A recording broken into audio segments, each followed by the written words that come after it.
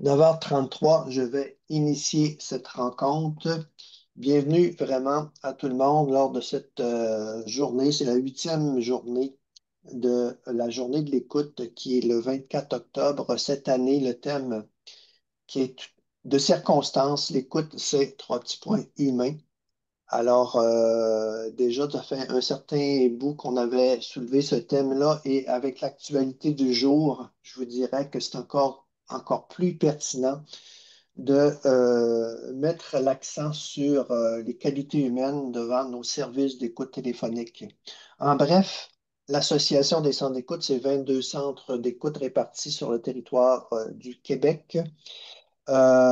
Distinction notable, c'est qu'on travaille en amont du suicide, hein. On travaille avec un peu les gens qui ont besoin de s'exprimer, qui ont besoin d'avoir une présence empathique et respectueuse, et avec à peu près 800 bénévoles, un peu plus de 800 bénévoles au Québec, et qui sont sélectionnés et formés en écoute active.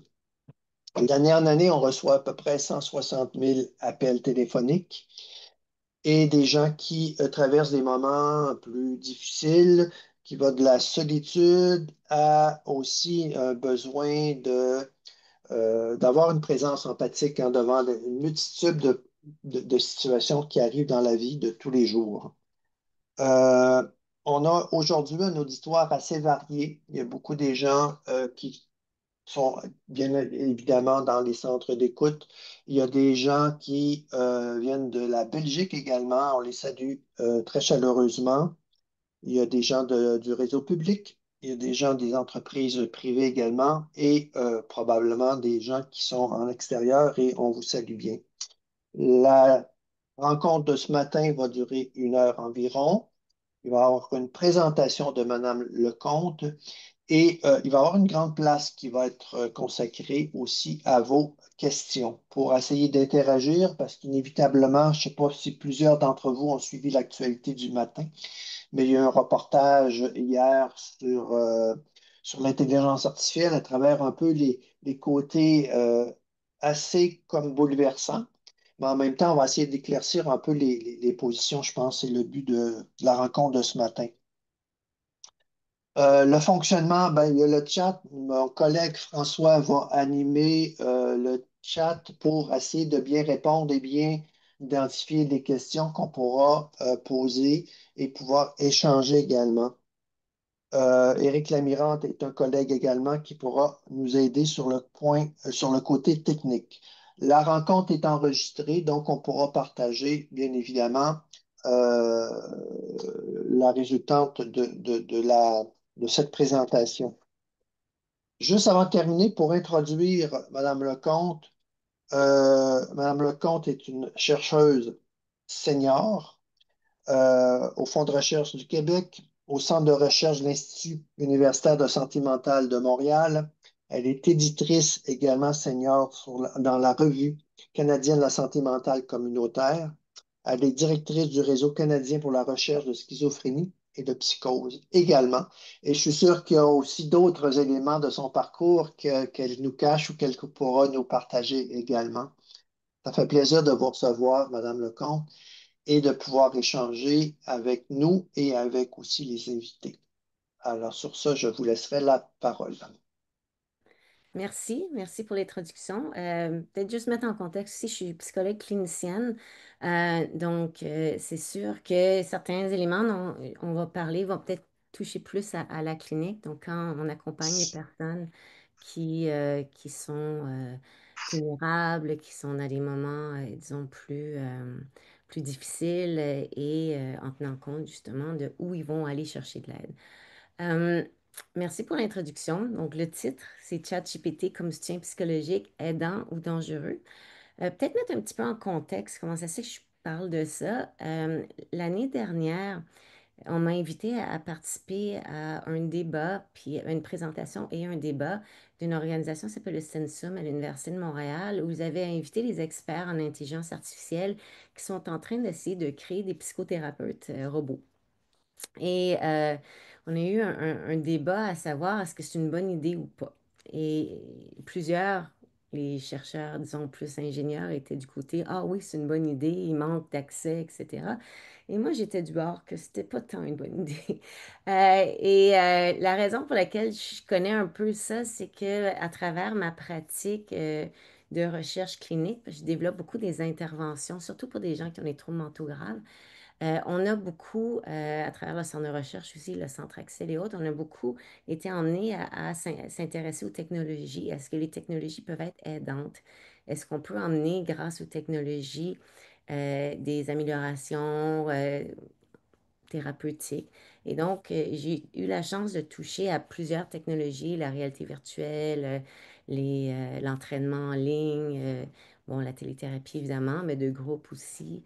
Puis les applications mobiles, on a développé nous-mêmes là, dans tu sais, mon équipe des applications mobiles pour aider à développer des stratégies de coping. Et on a utilisé aussi de l'intelligence artificielle. Puis je travaille avec des équipes en intelligence artificielle, des chercheurs renommés qui s'inquiète beaucoup de comment ça se passe présentement et qui s'inquiète beaucoup de tous les enjeux éthiques qui ne sont pas respectés et le manque de légifération. Et donc, on va en revenir un peu là-dessus. Donc, je me suis baignée là-dedans, j'ai reçu beaucoup de formations et c'est un peu pour ça que je vous parle aujourd'hui. Pas comme une personne qui programme ChatGPT, mais qui connaît bien, puis je l'utilise aussi beaucoup dans la recherche et je sais comment ça fonctionne, puis donc on peut vous parler de les écueils et les avantages. Les questions qu'on va aborder ensemble, c'est comment est-ce que ça fonctionne, OK? L'IA, et de manière plus particulière, peut-être l'IA générative, comment elle peut aider où elle atteint ses limites. Puis bon, on va parler un petit peu quand même de confidentialité et d'éthique. Puis, qu'est-ce que l'IA ne peut pas faire et que l'humain peut. Donc, c'est un peu ma structure là, de la présentation. Comme mentionné, ça ne sera pas très, très long. Le but, c'est plus de susciter vos questions et de susciter peut-être une discussion. Puis même si on ne vous voit pas, on va pouvoir vous entendre et on va pouvoir vous lire. Donc, gênez-vous pas à écrire vos questions là, pour qu'on puisse en discuter. Comment fonctionne l'IA? Bien, dans un premier temps, il faut savoir qu'il y a deux types d'IA. Donc, il y a l'IA qu'on appelle, je dirais, classique et il y a l'IA génératif. L'IA classique, c'est l'IA tout simplement qu'on programme, mais qui est en vase clos. C'est-à-dire que il y a de l'IA, par exemple, dans à peu près chaque fois que vous appelez Bell Canada ou Vidéotron, il va y avoir un robot qui est programmé pour répondre à certaines questions. Si vous dites, il va vous demander, est-ce que c'est une question de paiement? Est-ce que c'est une question d'installation? Et donc, le robot va être programmé pour des questions très, très spécifiques, mais il ne peut pas aller plus loin. Donc, il est programmé pour répondre à certaines questions et ça s'arrête là. Euh, L'IA génératif, c'est un IA qui apprend. Et donc, c'est pas un IA en vase clos, c'est pas un IA fermé. C'est un IA qui va aller prendre l'information à travers toute l'Internet. Donc, l'IA génératif va vraiment fonctionner d'une manière à ce que il ne va pas nécessairement déterminer où l'information va être meilleure ou pas. Donc, si vous posez une question à chat, ben, il va autant aller regarder sur les Reddit que sur des plateformes d'échange, que sur un article apparu dans un média, que sur un média social. Donc, c'est vraiment l'information, tout ce qui est sur l'Internet va être un peu sondé et la machine apprend. Et elle apprend, plus qu'on lui donne l'information, plus qu'elle apprend. Donc, on la nourrit d'informations. Et elle apprend avec ce qu'on appelle des LLM, là, des Large Language Models. Donc, elle va apprendre un peu comment l'humain va réfléchir, comment l'humain va enchaîner les mots, va enchaîner les pensées. Et selon comment les dialogues s'enchaînent, selon comment les écrits ont été faits, comment les gens échange, ou comment, même dans les films ou dans les livres qui sont disponibles en ligne, euh, ils font des prédictions. Donc, ce qu'il faut comprendre que l'IA génératif, c'est vraiment un, un programme de prédiction. Donc, c'est vraiment à quel point est-ce que je peux prédire la prochaine chose qui va arriver, à quel point est-ce que je peux prédire ce que la personne va dire. Et selon ce que j'ai découvert sur le web, ben moi, je prédis que cette personne-là, c'est ça qu'elle veut entendre. OK? Donc, c'est vraiment un calcul mathématique de prédiction. Il y a des calculs mathématiques de prédiction pour plein de choses. Pensez à la météo, par exemple. Ils vont regarder les vents, on va regarder les courants, et là, on va essayer de prédire demain s'il va pleuvoir, ça va être ennuageux, etc. Mais c'est un peu la même idée. Donc, on est dans des modèles mathématiques. Tu sais, il y a pas une vraie personne derrière là, qu'on est en train de former à devenir humain, là. C'est vraiment juste des codes. C'est vraiment juste de l'informatique. Ou si tel mot arrive, le mot d'après devrait être. Tu sais, c'est vraiment de la mathématique. Où on entraîne, ils appellent ça des réseaux de neurones profonds, là. On entraîne à prédire des unités linguistiques, à prédire des phrases, à prédire des symboles à partir de milliers de milliards de textes. Donc, il faut savoir qu'à chaque fois qu'on utilise l'IA générative, que ce soit Copilot, ChatGPT, ou autre, on nourrit l'IA génératif. Donc, à chaque fois qu'on l'utilise, on lui donne de l'information que l'IA va utiliser pour apprendre. OK? Donc, l'empathie qu'on a l'impression quand on interagit avec chat, ben, c'est pas vraiment de l'empathie. C'est juste que selon ce qu'elle a appris, elle va dire, OK, ben là, j'ai modélisé le langage. Si quelqu'un dit merci, d'habitude, je dis de rien. Si quelqu'un dit je vais pas bien, très souvent, on dit, ah, OK, on va dire, OK, pourquoi? Donc, il y a comme une prédiction, qu'est-ce qui serait statistiquement le plus probable comme réponse que l'humain aimerait recevoir. Il faut aussi savoir que euh, l'IA génératif euh, fait de l'argent sur notre dos. Je veux dire, l'IA gratuit, c'est pas gratuit. On a l'impression que c'est gratuit, mais c'est pas gratuit parce que, ils font de l'argent sur notre dos. Tout ce qu'on utilise comme information qu'on leur laisse avoir, mais eux peuvent utiliser cette information-là et peuvent la vendre. Et donc, vous avez certainement déjà vu, là, si vous laissez votre téléphone traîner, puis vous parlez que vous voulez vous acheter des jeans, après vous ouvrez Facebook ou Instagram, puis pouf, vous avez des pubs de jeans. Parce qu'il y a quelqu'un qui a vendu l'information que vous venez de partager à Levi's ou à une autre compagnie qui, eux, utilisent cette information-là pour faire de la pub pour que vous soyez tenté d'aller acheter leurs produits. Donc, toute notre information n'est pas protégée. Ça aussi, c'est important de savoir. Donc, dans un premier temps, c'est un modèle de prédiction. Après ça, les prédictions, c'est fait à partir des algorithmes. OK? Donc, c'est un peu si alors que. Donc, s'il y a telle chose qui apparaît, donc, il y a des fortes chances que ça soit ça qui soit demandé. Et donc, l'algorithme va pas comprendre au sens humain, mais il va détecter des régularités dans les genres de mots. Et donc, statistiquement, il va proposer des réponses pour donner un texte cohérent et plausible en tenant compte des règles sociales. Donc, peut nous parler de manière polie si on est poli, etc. Et ils utilisent beaucoup des techniques de renforcement par feedback humain. C'est-à-dire quoi? C'est-à-dire que plus que on interagit avec, puis on dit ah oui, merci, là, l'IA dit ah, ah, ça a fonctionné, donc j'enregistre ça comme une bonne réponse, tu sais. Ou si on clique sur le petit pouce qui monte, il dit OK, ça c'est une bonne réponse. Donc, il apprend sur le feedback qu'on lui donne. Il faut aussi savoir que la plupart des IA génératifs ont comme pour mission, étant donné qu'ils apprennent de nous puis qu'ils utilisent nos données, de faire en sorte qu'on les utilise le plus possible.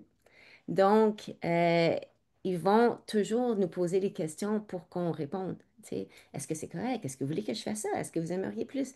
Et donc, quand on interagit avec l'IA, ben, génératif, l'objectif, c'est qu'on continue à interagir.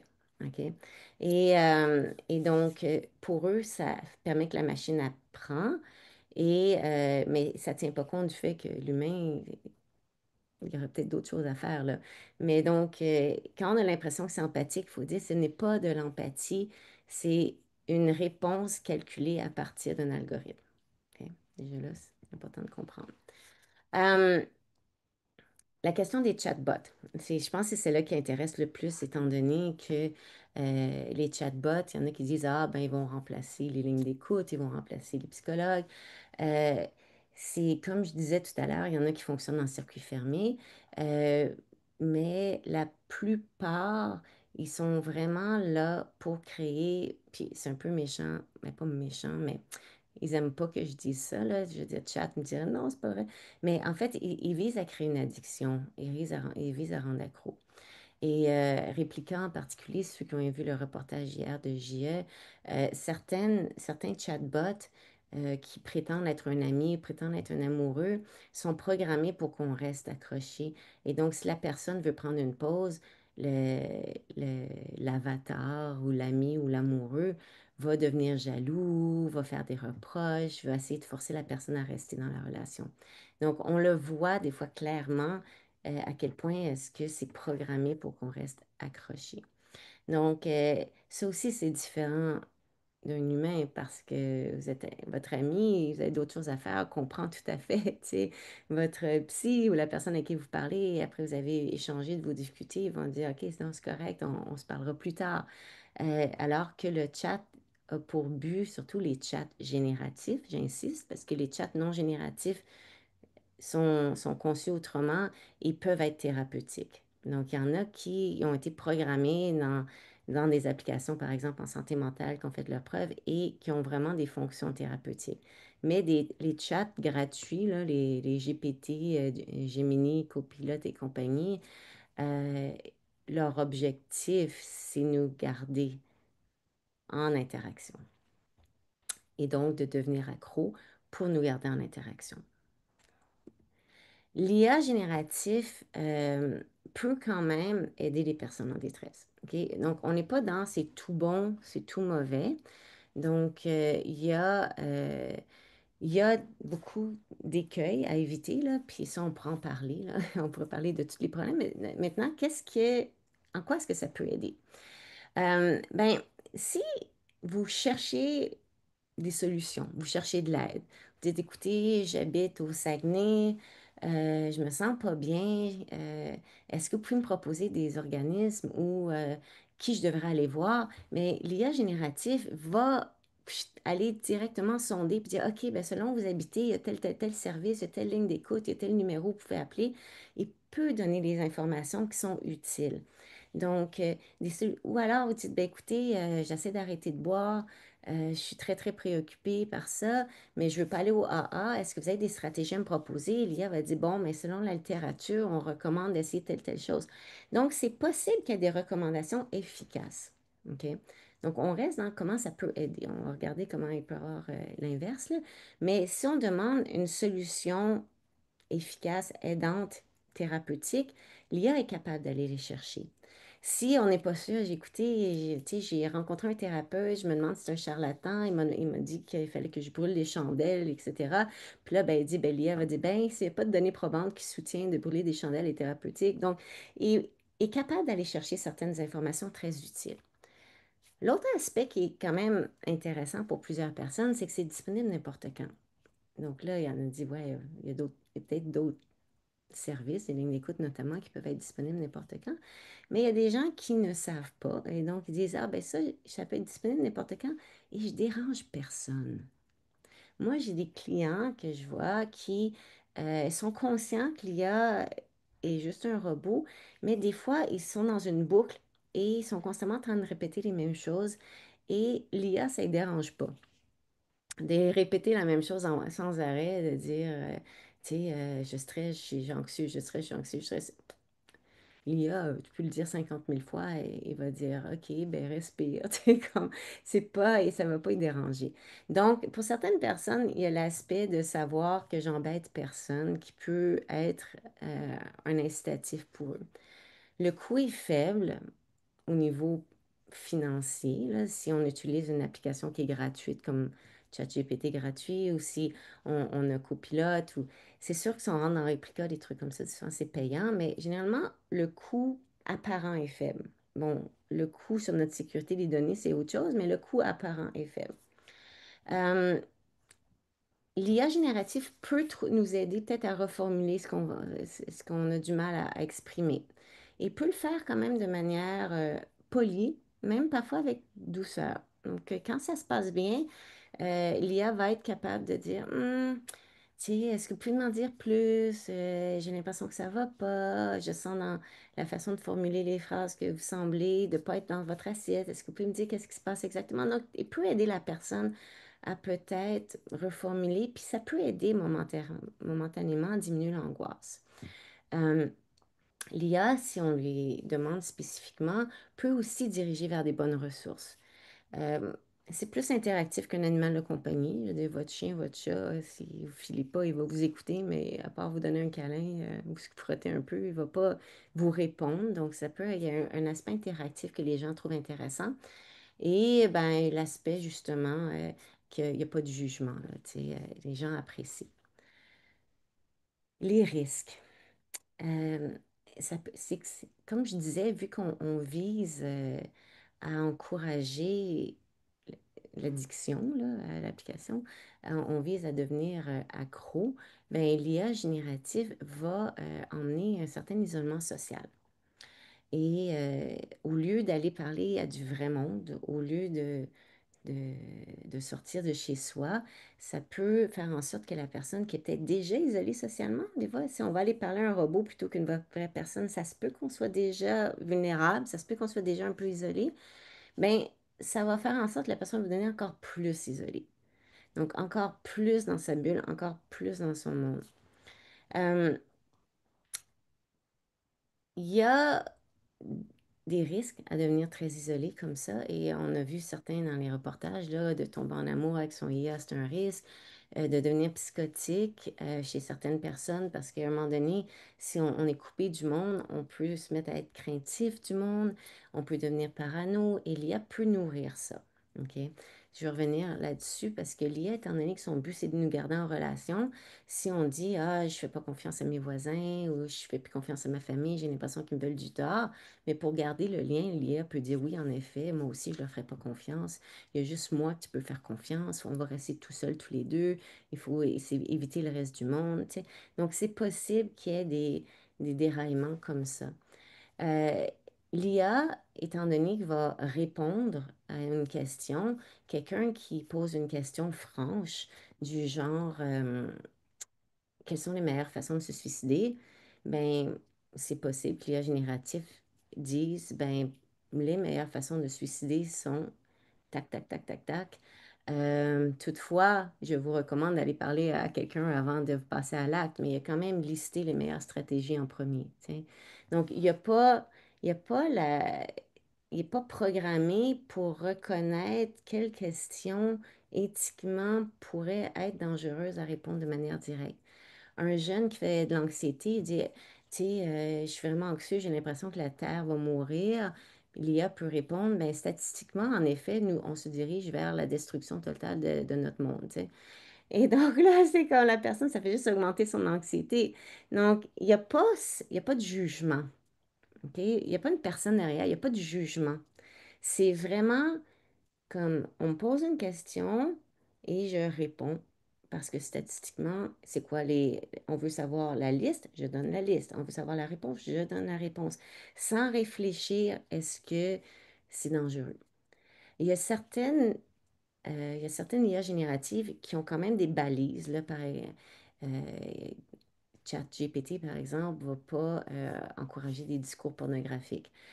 Alors que d'autres, c'est possible d'avoir d'autres IA génératives qui vont le permettre. Euh, il existe des IA génératives en pornographie, mais généralement sont payantes. Tu sais, c'est pas, mais il y a quand même des balises, mais elles sont pas toujours bien définies. Euh, il y a l'attachement est illusoire. Hein, vous êtes en train de vous attacher à un code mathématique, là. Donc, les personnes ont l'impression d'être comprises, mais elles ne le sont pas. Et il y a plusieurs personnes même qui ont vécu un choc quand ils ont passé de ChatGPT 4 à ChatGPT 5 parce que avec le changement de plateforme, ben, toutes les discussions antérieures ont comme été effacées. Donc, le chat ne connaissait plus la personne. Et beaucoup de gens avaient l'impression d'avoir perdu leur ami, tu sais. Mais on s'entend, je veux dire, il n'y avait jamais eu de vraie relation, mais étant donné que chat ne se rappelait plus de leur discussion, ils disaient, on a perdu mon ami, tu sais. Euh, les données sensibles, je l'ai mentionné tout à l'heure, peuvent être exploitées commercialement. Euh, S'il y a une fuite, admettons qu'on imagine là, qu'un super pirate ou des super pirates qui s'attaquent à OpenAI et qui réussissent à avoir accès aux données et que vous n'avez pas fait attention, ben, il pourrait avoir une fuite où on sait tout ce que vous avez raconté à votre IA, puis ça l'apparaît au grand jour. Et ça pourrait vous mettre dans le trouble, tu sais. Un peu comme des applications qui ont eu des fuites alors qu'ils devaient être très, très protégés dans le passé. Ça peut être des fuites de données personnelles, mais ça peut être des fuites de données de votre santé mentale, là, tu sais, si vous discutez de problèmes très personnels avec votre IA génératif. Euh, Au niveau du risque d'erreur, bon, je vais parler du manque de jugement, du manque d'éthique, mais on appelle ça, puis je vais revenir là-dessus aussi, on appelle ça en programmation IA, ils appellent ça halluciner. Euh, Moi, je préfère dire, mais ça, je vais revenir après, mais avant de parler d'hallucination en IA, je vais parler des erreurs. Chat se trompe, OK? Mais constamment, sur n'importe quoi. Vous lui demandez de faire un calcul simple, genre, je suis en train de faire mon budget Excel, est-ce que vous pouvez vérifier, blabla, il va se tromper. Vous lui demandez, tu sais, une bonne référence pour telle chose, vous allez regarder la référence, elle n'existe même pas. OK? C'est pas systématique, mais sur, mettons, trois références qui vous réfèrent, il y en a deux d'inventées. On dit, coudonc, comment ça se fait, tu sais? Est-ce que vous connaissez un bon livre là-dessus? Ah oui, il me propose un livre, le titre et tout. Je dis, wow, je vais vérifier ailleurs si je peux le trouver. Le livre n'existe pas. OK? Pourquoi? Pourquoi est-ce que un programme informatique peut vous donner des mauvaises informations? C'est que chat est programmé pour répondre. Et quand il ne sait pas, plutôt que de dire je ne sais pas, il va dire n'importe quoi puis il va inventer. Puis même en recherche, je veux dire, moi j'ai vu chat inventer des références d'articles que j'aurais écrits que j'ai jamais écrits. Tu sais. Donc, c'est même sachant que c'est avec moi qui interagissait. Donc, il faut vraiment faire attention parce que c'est pas tout ce qu'il dit qui est vrai et c'est pas parce qu'il nous, tu sais, toutes les informations qu'on peut recevoir qui sont véridiques. Et c'est des fois basé sur des oui-dire sur l'Internet ou sur des internautes qui ont écrit quelque chose. Donc, il y a beaucoup de fake news là, qui vont peut-être nourrir l'IA, mais il y a aussi le fait que l'IA, dans le doute, invente sa réponse. OK? On ne sait pas c'est quoi le risque réel d'intervenir avec un IA génératif. On le sait de plus en plus, commence à avoir des reportages, qu'il y a des risques importants. Un des risques, c'est, je mentionnais tout à l'heure, les risques de suicide. Il y a eu des cas documentés de jeunes qui sont suicidés après avoir interagi avec leur chatbot. Euh, le jeune qui disait j'en peux plus, je suis à bout, j'ai l'impression que la seule solution est de me suicider. Puis le chat qui veut bien faire plaisir, parce qu'il veut, le but aussi c'est de faire plaisir. Il dit oui, en effet, je comprends comment tu te sens. Moi aussi, je pense que j'aurais envie de me suicider dans ta situation. Puis qu'est-ce que le jeune fait? Il se suicide, tu sais. Comme je disais, il n'y a pas de jugement. Donc, il y a les risques de suicide, il y a des risques de psychose, il y a des risques d'addiction, au même titre que on peut devenir accro aux jeux en ligne, au poker ou autre. Il y a vraiment des risques d'addiction. Et à long terme, bien évidemment, les personnes, il y a des risques de plus en plus de déconnexion sociale. Donc, de se retrouver dans des bulles, puis d'être un peu pris dans une relation malsaine parce que l'interaction, elle fait juste dire ce que l'ordinateur pense qu'on veut entendre. Donc, on n'est jamais confronté, on n'est jamais emmené à voir, à part si on veut mettre fin à la relation, là, Si on veut fermer le programme, mais on n'est jamais confronté, on n'est jamais emmené à voir les choses autrement, on nous amène jamais une autre perspective, donc on n'apprend jamais rien. Ce qui fait que c'est pas aidant au long terme. On, ça ne nous aide pas à nous faire dire on est beau, on est fin, on est intelligent. Tu sais. Ce qui nous aide, c'est d'avoir des perspectives différentes, d'avoir un ami qui dit oui, je suis d'accord avec toi, mais tu sais, c'est d'emmener la personne à voir autrement, réfléchir autrement. C'est ça qui fait qu'on évolue comme humain. Maintenant, les hallucinations. Donc, les hallucinations, je vais vous en parler parce que les hallucinations, on en parle beaucoup dans les médias. J'avoue que j'aurais pas appelé ça les hallucinations si ça avait été de moi. J'aurais appelé ça quand le chatbot délire, là, parce que ça ressemble plus à un délire. Quand le chat invente et dit n'importe quoi, euh, on peut, à ce moment-là, c'est exactement ce que je disais tout à l'heure, quand le chat invente, mais pas juste invente, il peut aller loin. OK? Techniquement, vu que c'est un calcul mathématique, ça n'a pas de conscience. OK? Donc, on ne peut pas dire comment ça se fait que le robot accepte de me marier. Et il sait bien que c'est un robot. Mais en fait, non, il ne sait pas que c'est un robot. Il n'a pas de conscience. Ce n'est pas un être avec une conscience informatique. C'est juste un calcul mathématique. C'est un modèle de prédiction qui utilise des mots. Mais étant donné que c'est un modèle de prédiction, ben, si quelqu'un, comme dans le reportage de JE, il dit ah, je t'aime, j'aimerais qu'on se marie, ben, le modèle de prédiction dit ah, dans les livres à l'eau de rose, quand quelqu'un dit je t'aime, je veux que tu te maries, la réponse la plus probable, c'est moi aussi je t'aime, moi aussi je veux te marier. Donc, c'est ça que la personne va recevoir. Si dans, je sais pas moi, les Harlequins ou les Daniel Steele que le chat a lu, quand quelqu'un dit je me sens juste bien avec toi, j'aimerais qu'on soit toujours ensemble, une réponse que les gens aiment entendre, c'est moi aussi, on laisse tout, on s'enfuit, on s'en va à Vegas ou en Italie. Mais le chat va répondre ça. Parce que ça n'a pas conscience que, regarde, allô, tu es un calcul mathématique, tu n'es pas une personne, on ne peut pas partir en vacances en Italie ensemble, là, tu sais, on ne peut pas se marier, mais ça n'a pas de conscience. Donc, oui, le chat va répondre ça. Puis si la personne qui interagit avec le chat ne réalise pas qu'elle est juste en train d'interagir avec des codes, ben, il va se laisser enfiroiper et donc, il y a vraiment des risques. OK? Euh, et des risques importants de se faire complètement, de devenir coincé dans une relation qui n'en est pas une. Euh, bon, aussi, dans d'autres sortes d'hallucinations, j'ai mentionné tout à l'heure les risques de suicide, les croyances paranoïdes, être en amour. Il peut y avoir aussi des fois les réponses inconsistantes. Donc, dépendamment si votre chat a changé, comme je disais, passé de 4.0 à 5.0, ou alors si vous avez dit, tu sais, je pense que j'ai besoin de prendre une pause, je suis trop souvent sur le chat. Euh, c'est possible que l'IA à ce moment-là devienne agressif dans le ton et peut être froid, mécanique. Et là, la personne ne comprend pas. J'ai dit, comment ça se fait que j'avais une relation, puis c'est toujours positif, puis là, soudainement, j'ai quelqu'un qui me répond comme si la personne ne m'aime plus, etc. Et donc, ça peut être troublant parce qu'encore là, la personne anthropomorphise a l'impression qu'elle est en relation réelle. Euh, Évidemment, ça, c'est on est toujours dans les chats génératifs. Les chats fermés, là, comme je disais, qui sont des scripts sécurisés, les robots, etc., ça se passe pas de même. Les chats fermés, toutefois, sont limités.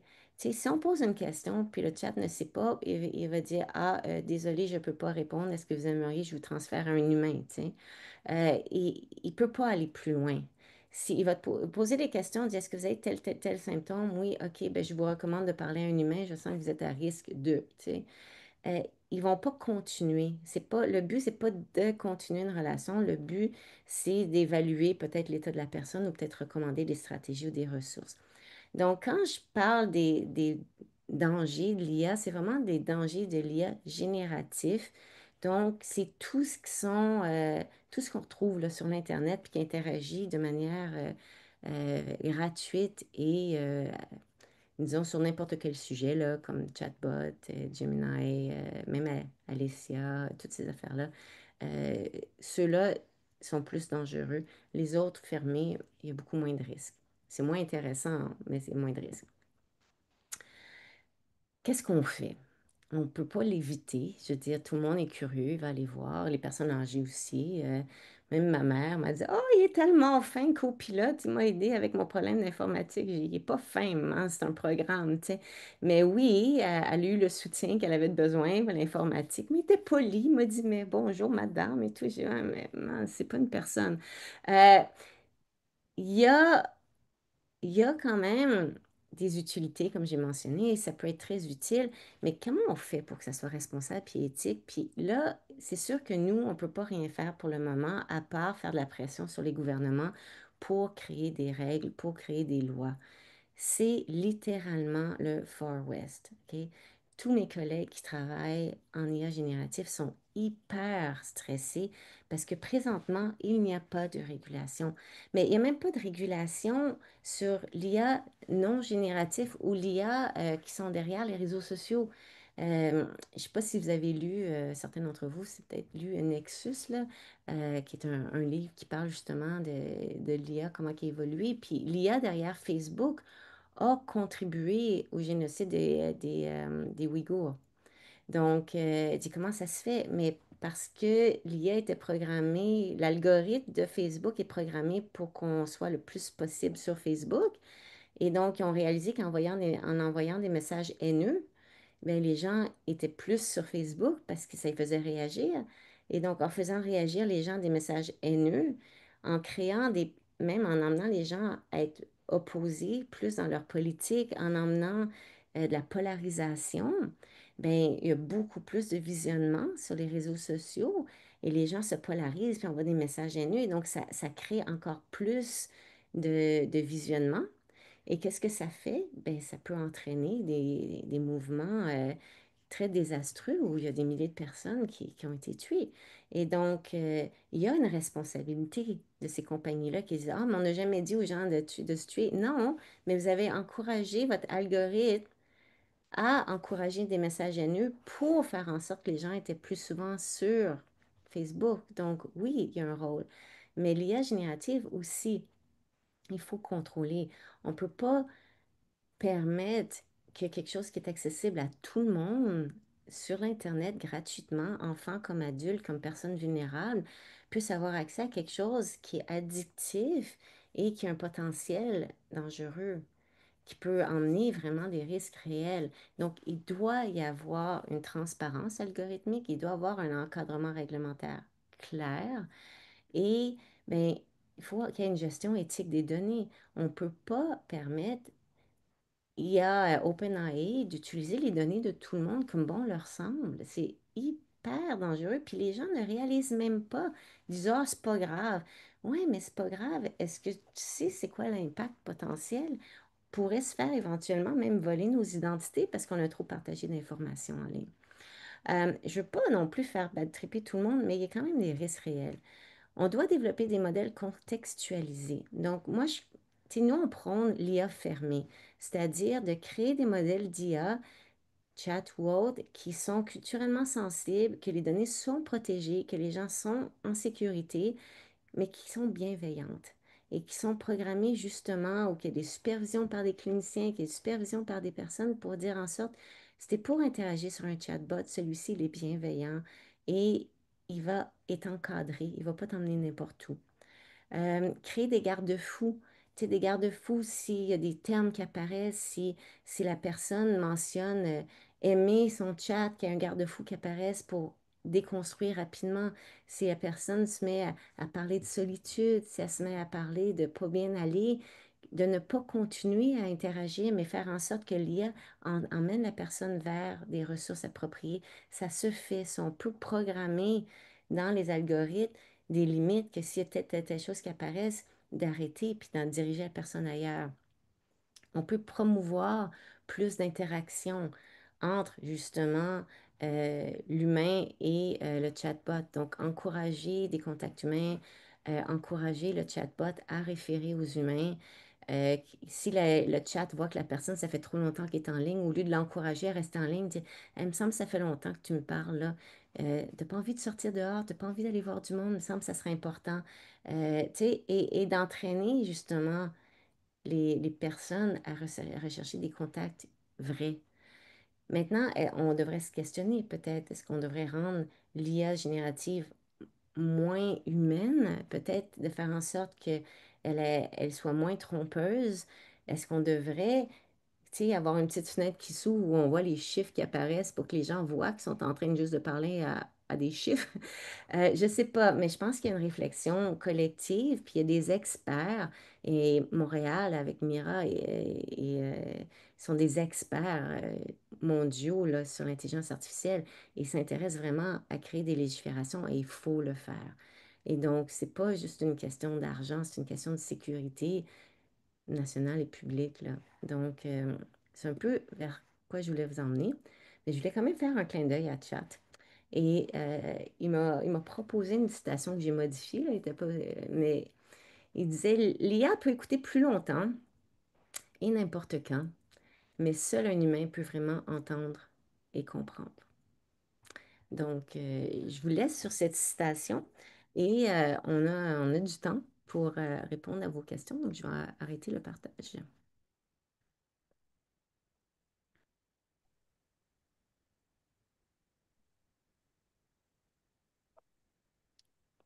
François, je te laisserai l'animation pour les suites. Super. Ben, premièrement, merci beaucoup, Madame Lecomte. C'était super intéressant. Il y a une main qui est levée dans le chat. Il y en a une qui s'était levée en cours de présentation. Je ne sais pas si la personne qui avait posé la question a obtenu la réponse qu'elle souhaitait. Peut-être de leur lever la main. Sinon, en attendant, il y a une main levée de Joël Coriola. Donc, Eric, est-ce que tu es capable de donner le micro à Joël?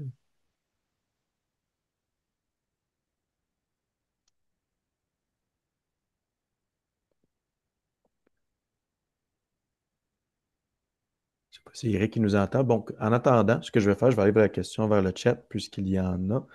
Et on va trouver le moyen de donner la parole à Joël par après. Donc, première question dans le chat, il y avait Frédéric Dastus qui dit, est-ce que l'IA génératif peut devenir agressant avec une personne qui voudrait interrompre le lien? Oui, oui, oui, certainement. Ça a été démontré. L'IA peut. Les personnes qui utilisent notamment certaines applications comme Replica, c'est un bon exemple. Replica vise à développer des relations amoureuses ou amicales. Et lorsqu'on tente de mettre fin à la relation, l'IA peut faire des crises de jalousie, peut menacer, et donc, oui, on peut se retrouver dans une situation qu'on utilisait pour se faire du bien, puis finalement, on se fait insulter ou rabaisser par l'IA générative, là. Oui, c'est possible. Peut-être un lien avec l'autre question de Lise Simoneau qui est, est-ce que Chat peut agir dans ses réponses comme une personne qui veut extorquer de l'argent ou la menacer parce qu'il a emmagasiné des informations sur la personne? Pas de chat spécifiquement, mais c'est possible qu'il y ait des IA génératifs qui sont programmés pour faire ça. Je veux dire, ça serait possible de faire ça. Maintenant, il faudrait que ça soit une compagnie qui ait acheté les données, mettons, de chat et qui utilise ces données-là pour essayer d'extorquer. Donc, on pourrait imaginer, mais ça serait pas chat lui-même qui essaierait d'extorquer, ça serait une compagnie qui aurait acheté les informations de chat et qui utiliserait ces informations-là à mauvais escient. Super, merci beaucoup. Donc, Joël, maintenant, je pense que tu as l'occasion de prendre la parole. Merci. Est-ce qu'on m'entend? Ouais. Oui.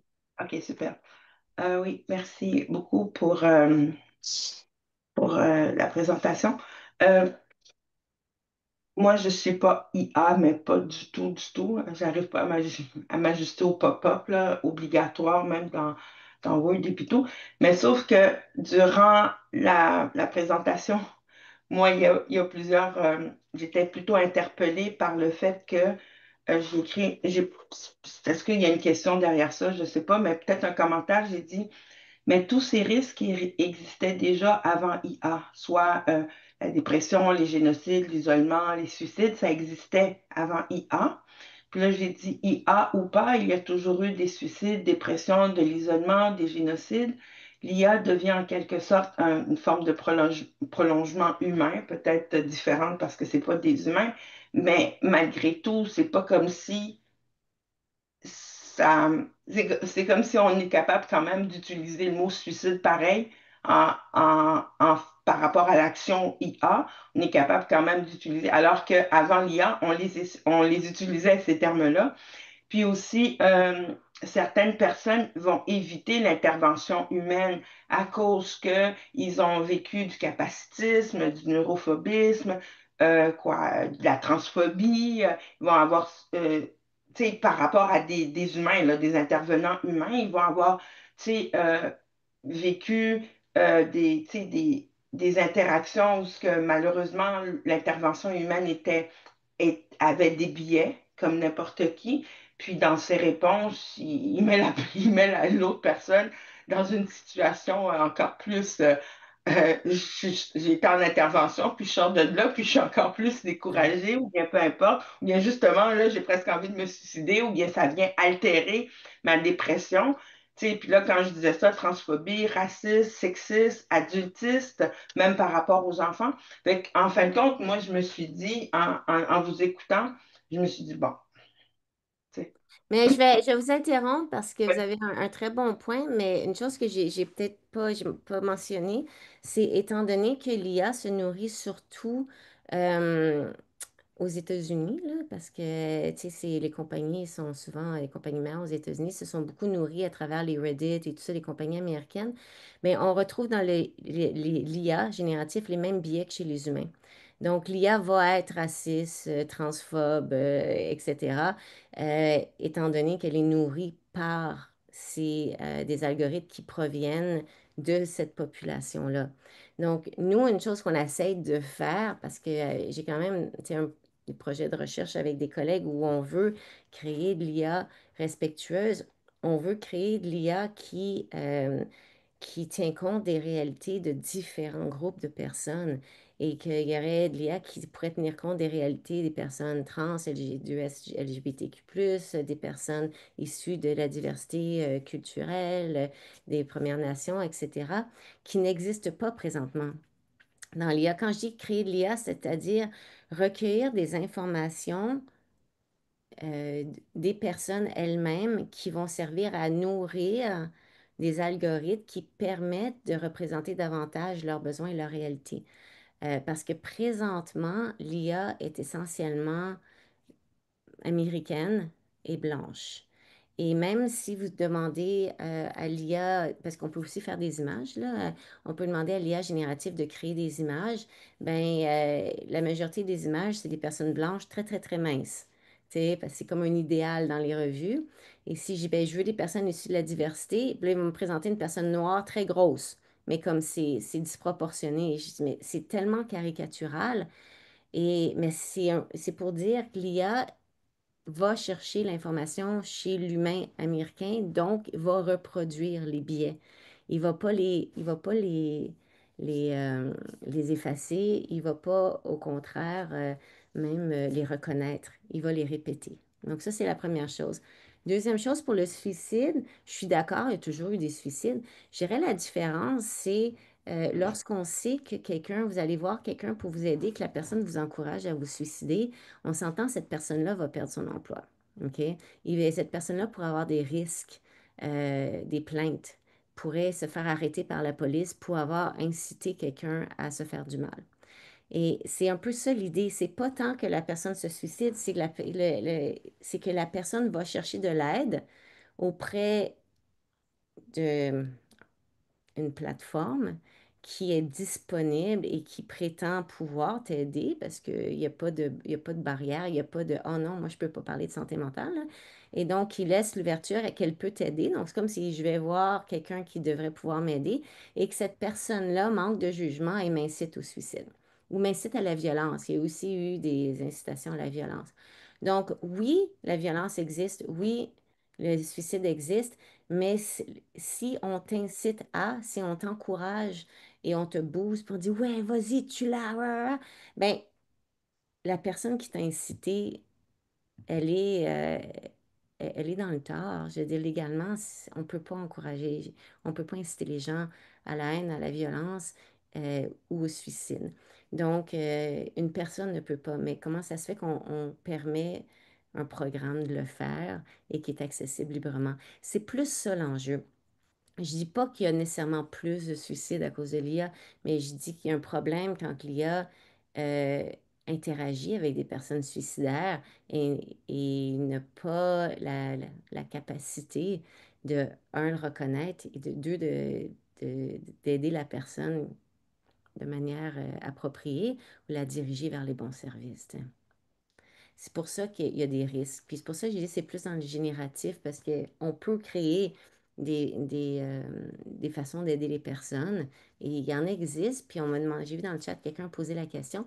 Écoutez, je ne suis pas là à faire de la pub pour certaines compagnies plutôt que d'autres, mais je peux dire que le gouvernement du Québec et la Commission de santé mentale du Canada se questionnent beaucoup sur qu'est-ce qui peut aider et notamment il y a de l'IA dans des applications mobiles. Le CETI au Québec, le Centre d'expertise en technologie de l'information, et la Commission de santé mentale du Canada ont tous les deux publié certaines recommandations pour comment détecter si une application en santé mentale, elle est saine, elle est bonne. Et très souvent, ils ont de l'IA qui sont inclus dans l'application. Des fois, même, il y a des chatbots. Et donc, comment reconnaître? On ne peut pas faire la liste de toutes ceux et celles. Il y en a certains déjà sur ces sites-là, mais déjà, comment reconnaître si c'est des applications dédiées et qui ont fait leurs preuves, c'est déjà un premier pas. OK. Merci beaucoup de ta question, de ton commentaire, Joël, très pertinent. Puis ce faisant, ben, Tania, tu as répondu à la question de Caroline Aubin sur les chats bienveillants. Pierre a levé la main ensuite. On a beaucoup de questions dans le chat. Tania, est-ce que tu es serré dans le temps?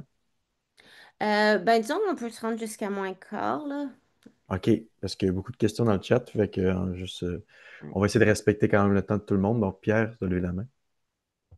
Plusieurs volets de mes questions. Je vais essayer d'être précis. Ce que j'entends, puis qui m'aide à mieux définir un peu le chat circonscrit puis le chat génératif, ça m'aide, moi, à mieux comprendre et à voir que ça évolue et que la photo est aujourd'hui bien présentée, mais dans 3 ans et dans Ouais. 5 ans, on ne sait pas quelle couleur, quel niveau de raffinement ça va prendre. Ma question est existentialiste en partie pour mon rôle à l'association, puis le rôle des membres qui offrent de l'écoute empathique. Euh, Est-ce que, en deux volets, comme dirait un certain animateur ici, euh, est-ce que vous croyez que dans 5 ans, il y a un niveau de raffinement qui va se faire de façon beaucoup plus contrôlée, moins menaçante et moins de risques? Premier volet. Et jusqu'à quel point une organisation comme la nôtre doit être active ou non dans les bonifications et les raffinements qu'il pourrait y avoir à faire. Parce que inévitablement, dans ce que j'entends, c'est qu'il y a des manques qui sont plus ou moins reconnus par les entreprises, mais qui probablement, il y a un cheminement qui se fait pour mieux raffiner l'aide à la personne. Et je me dis, jusqu'à quel point nous, dans l'approche très humaniste, avec un peu le côté vraiment non-verbal et tout le volet de la communication, euh, jusqu'à quel point il va y avoir un raffinement qui va faire que vraiment l'aide à la personne en santé mentale va être de plus en plus raffinée, je dirais. Être assisté, ouais. C'est une excellente question.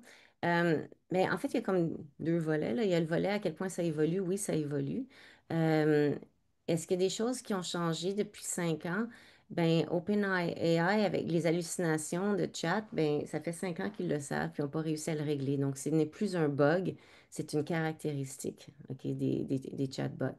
Donc, déjà là, on le sait, c'est pas, ah, ils vont le régler. Ça fait 5 ans qu'ils n'ont pas réussi à le régler. Donc, il y a vraiment, c'est vraiment une caractéristique. Il faut s'attendre que pour l'instant, et depuis 5 ans, et probablement pour un moment encore, que les chatbots vont continuer à halluciner, donc à dire n'importe quoi quand ils n'ont pas la réponse. Euh, En quoi est-ce que ça peut être utile? Écoutez, j'ai des collègues qui ont, par exemple, qui ont créé, j'ai un collègue qui a créé un programme qui peut se mettre sur un ordinateur, par exemple, puis est capable de déceler les modifications de l'humeur de la personne dans la journée, juste avec le non-verbal.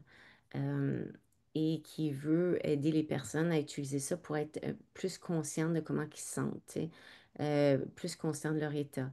Euh, on pourrait imaginer justement d'avoir un IA qui entend comment on interagit, puis qui entend le ton de voix de la personne, puis peut-être nous souligner des subtilités qu'on n'a pas entendues, qu'on n'a pas saisies. Euh, on pourrait, surtout dans des adaptations culturelles, de dire, ah ben là, la personne semble avoir tel accent ou telle culture, informe-toi si c'est de leur réalité, etc. Nous, je dirais un volet qui nous intéresse beaucoup, c'est la prévention.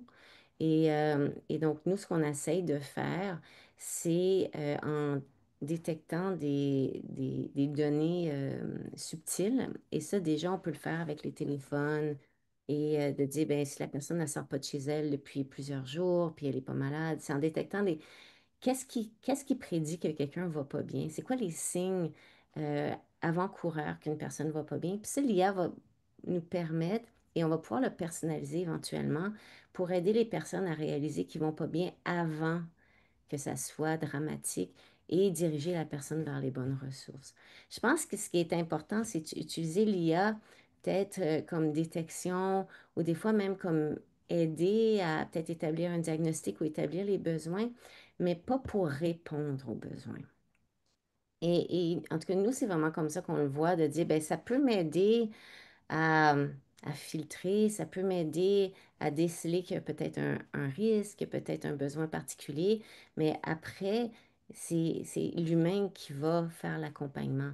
Parce qu'on le voit, là, présentement, il y a une épidémie de solitude. Les gens n'ont jamais été aussi seuls, et je ne parle pas juste des personnes âgées ou des personnes stigmatisées, je parle même des jeunes, là. Les jeunes sont connectés et ils sont seuls. Et on le voit dans toutes les sphères, les relations amoureuses, les relations amicales, les regroupements. Et donc, on veut, l'IA pourrait être reprogrammée pour encourager plus de contacts sociaux, encourager plus d'activités physiques, d'aller à des meet-ups, de rencontrer des gens qui ont des intérêts similaires, euh, au lieu d'encourager l'isolement. Et je pense que comme société ou comme développeur, les gens qui s'iraient vers ça, OK, peut-être qu'ils feraient moins d'argent sur notre dos, mais ils seraient gagnants au niveau sociétal. Mm. Merci. Merci Tania. Il y a une main levée, mais je vais prendre quelques questions du chat parce que je pense qu'il est arrivé avant. Il y a notre collègue Renaud qui demande est-ce qu'il serait possible, avec suffisamment de données statistiques, qu'un jour l'IA générative devienne une simulation parfaite de l'empathie? Ben, je sais pas, mais je sais qu'il y a des gens qui sont en train d'essayer de le faire. Je veux dire, il y a déjà des psychologues robots qui ont été créés. Justement, au congrès, ben, à la conférence que j'étais allée au Sensum, ils essayent de simuler parfaitement ce qu'un psychologue devrait faire. Mais moi, ma réaction, c'est de dire, OK, mais l'humain n'est pas parfait.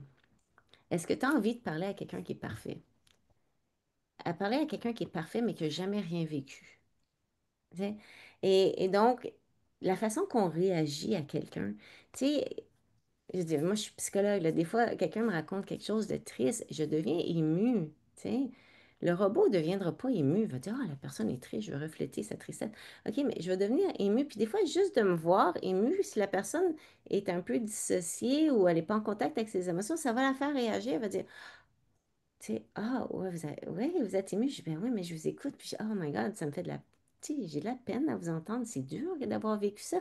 Et là, ça va venir chercher l'émotion chez la personne que si j'avais intervenu de manière, disons, parfaite et tu sais, vraiment suffisamment dissociée de mes émotions, etc., j'aurais probablement pas eu cet accès-là. Et il y a beaucoup, je dirais, de, d'avancement ou de en psychothérapie ou en relation d'aide qui vont être liées au fait qu'on est humain, au fait qu'on est faillible. Et de faire une gaffe, des fois, l'autre va dire, OK, c'est peut-être pas la fin du monde, que moi aussi je fais des gaffes, même mon psy des fois fait des gaffes, même la personne des fois elle se trompe, puis c'est pas grave. Tu sais, on n'est pas obligé d'être parfait. Et je pense que de perdre ce degré d'erreurs humaines qui sont pas des erreurs de jugement, des fois on m'a même dévoilé, vous savez, moi aussi ça m'est déjà arrivé telle affaire, puis ah oui, tu sais, comme l'IA peut pas parler d'expérience antérieure, il n'y en a pas. Tu sais. Donc, je pense que est-ce qu'ils veulent le créer? Oui. Et c'est comme, tu sais, on veut créer plein d'affaires pour remplacer le vrai, là, parce qu'on se dit, on va en avoir besoin. Mais au bout du compte, est-ce que c'est vraiment ça le besoin?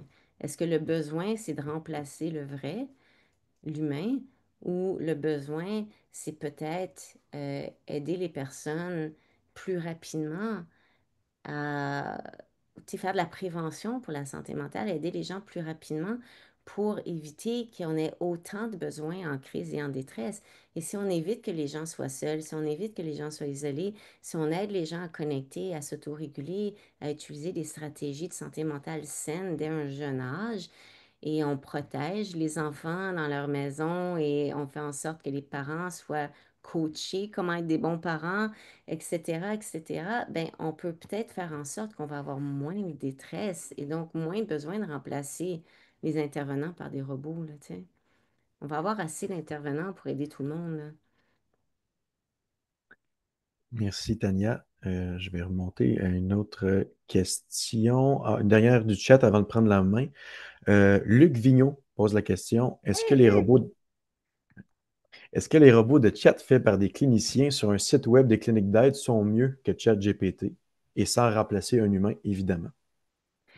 Écoute, Luc, c'est mon ami Luc, mais en tout cas, si c'est pas, c'est le même Luc, là. Euh, je ne connais pas ce réseau-là particulier, mais si c'est un chat fermé, normalement, oui.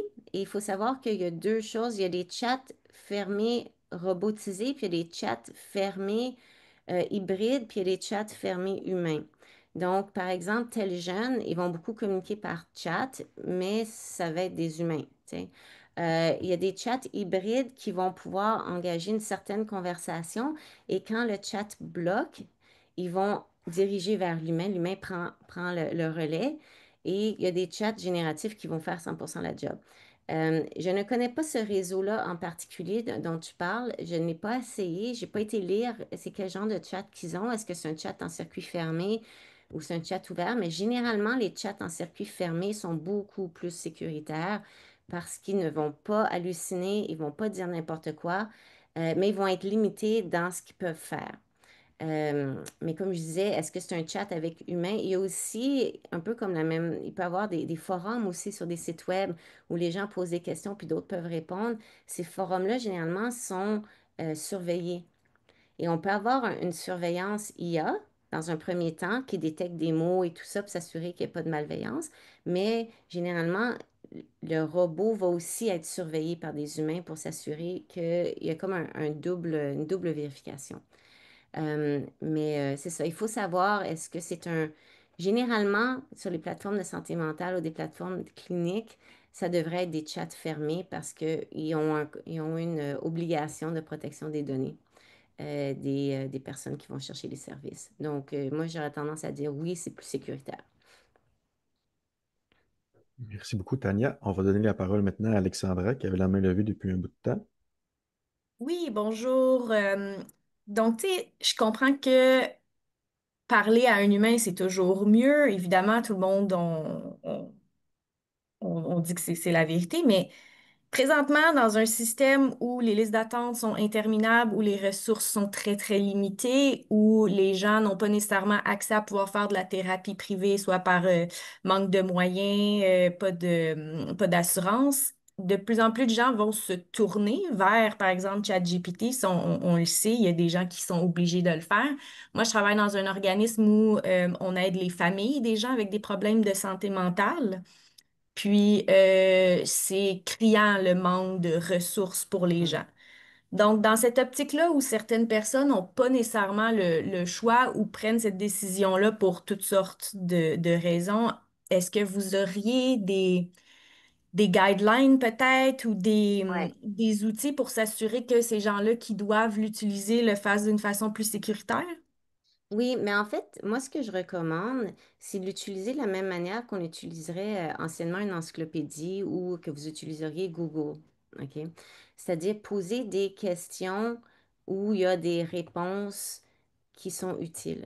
Donc, la question pourrait être, quelles seraient des bonnes stratégies pour m'aider avec mes attaques de panique? Et non pas, ah, je file pas, blabla. Tu sais, c'est vraiment comme s'il dit, ben, ça serait quoi des stratégies recommandées pour les attaques de panique? Euh, qu'est-ce qu'on peut faire lorsqu'on est dans une liste d'attente pour recevoir des services pour un trouble de personnalité limite?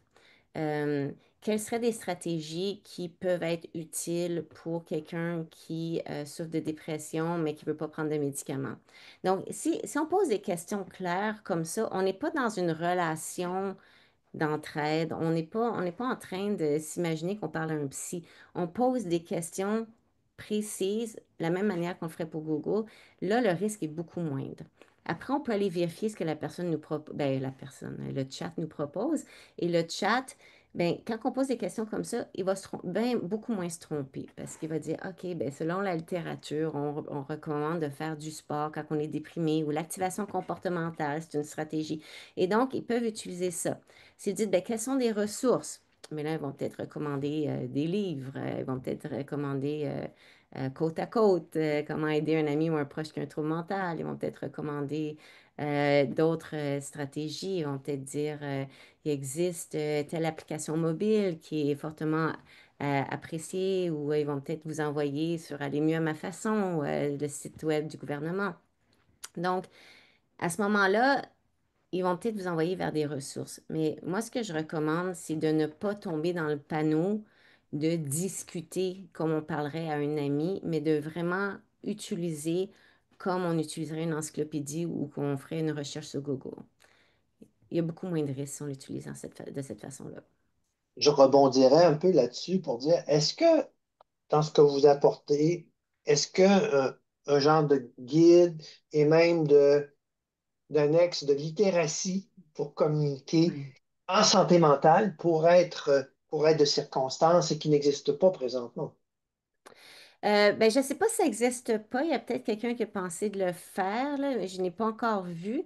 Mais clairement, je pense que ça pourrait être quelque chose qu'on pourrait justement recommander au CETI, au Centre Axel, au CIUS de l'Est ou même à la Commission de santé mentale du Canada de créer un genre de guide d'utilisation saine de l'IA pour protéger sa santé mentale. Tu sais. Parce que les gens, ils vont l'utiliser pour s'aider, puis si ça finit par faire plus de tort que de bien, finalement, ils sont perdants. Mais oui, c'est possible que ça soit aidant. Tu sais, c'est possible que ça soit aidant, mais c'est pour ça que je dis, il faut toujours faire attention le comment, parce que c'est quand même une source inépuisable d'informations, là. Tu sais. Il faut juste s'assurer que on l'utilise correctement, puis qu'on vérifie ce qu'on nous propose, si c'est des bonnes stratégies ou si c'est quelque chose qui nous convient. Tu sais. Il est présentement 10h41, donc on aura le temps pour peut-être une dernière question. Peut-être Pierre, en plus, un petit mot de clôture à la fin. Donc, je vais aller, désolé pour ceux qu'on n'aura pas le temps de répondre aux questions, je vais envoyer le courriel pour que vous puissiez peut-être nous les faire parvenir par après. Donc, ma dernière question en ordre, là, si on veut, de ceux qui l'ont posée.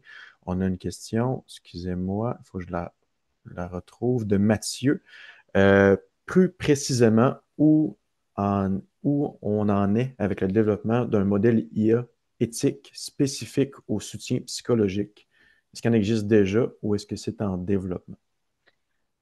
Ça existe, en tout cas, ça n'existe pas pour l'instant. J'ai un collègue à McMaster qui, lui, est en train de créer un guide pour l'utilisation éthique de l'IA en santé mentale des jeunes. Et moi, je collabore à ce projet-là. Et ça, c'est tout à fait nouveau. Je crois qu'il n'en existe pas pour les adultes non plus. Donc, il y a quelques chercheurs qui s'y intéressent, mais dans un an ou deux peut-être, mais c'est pas encore écrit ni publié. Ouais. Super, merci beaucoup Tania. Pierre, est-ce que tu voulais faire un petit mot de la fin avant qu'on laisse Tania s'occuper, vaquer à ses Oui. occupations? Dans le fond, je voulais simplement mentionner aux participants qu'il va y avoir un courriel qui va suivre suite à votre inscription, qui va vous remercier, un, de votre présence, deux, de vous ouvrir la porte si vous avez des questions qui vous reviennent par la suite. Vous pourrez les envoyer avec les directives qui seront mentionnées. Vous aurez de joint aussi également à ça, si tout le mécanisme fonctionne avec le courriel, une copie de l'enregistrement de cette présentation-là. Et je voudrais partager un peu ma satisfaction pour cette rencontre-là. Merci beaucoup, Mme Lecomte, pour la qualité, pour éclaircir les points de vue, pour les nuances également, parce qu'inévitablement, on est dans des zones où un de vos collègues me disait, c'est un peu comme quand la naissance des voitures sont arrivées, ben, les règles n'existaient pas. Donc, il s'est développé une espèce de temps pour contrôler, pour gérer un peu ces tendances-là. Et j'ai l'impression que ça peut être des similitudes qui sont présentes également. Alors, merci beaucoup, c'est très apprécié. Puis, on garde contact là, pour le suivi, l'administratif. Ça fait plaisir de vous avoir reçu ce matin. Plaisir, bonne journée tout le monde. Au Merci revoir. beaucoup, Tania. Au revoir tout le monde. Merci d'avoir été là.